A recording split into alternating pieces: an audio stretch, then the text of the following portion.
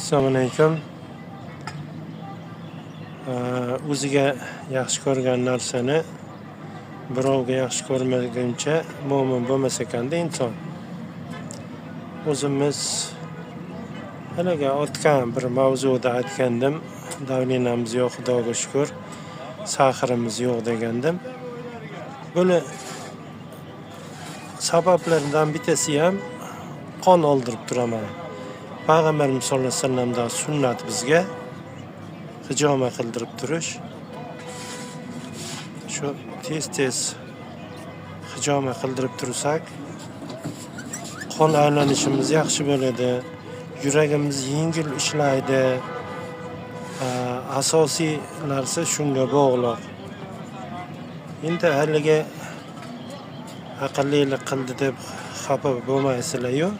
Bu sinovdan o'tgan narsa.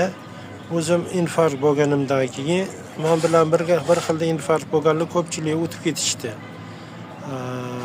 Mirmahmud aka akademik maslahat berganlar ancha, maslahatlarni olib mana shularni qilishga harakat qilib yuribmiz. Yurak yaxshi, Xudoga shukr. Yaqindagina akaga qildirgandim. Yuragingiz yaxshi, baquvvat deyishdi. Shunga hali ko'pchilikka bu narsani yaxshi ko'rib, ko'pchilikni sog' bo'lishini tilagan holda yana haliga xafa bo'lmaysizlar. Shu hijomani qildirib turish kerak.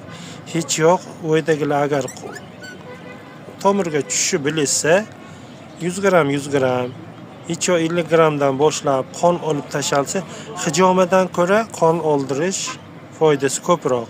Chunki to'g'ri qonga tomirga tushiladi. Unda haliga xolesterin deydi, mayda bo'lakchalar bo'ladi, haliga qisir haliga mayda qattiqroq narsalar tomirda to'planadigan. Shu narsalar chiqib ketadi qon oldirganda.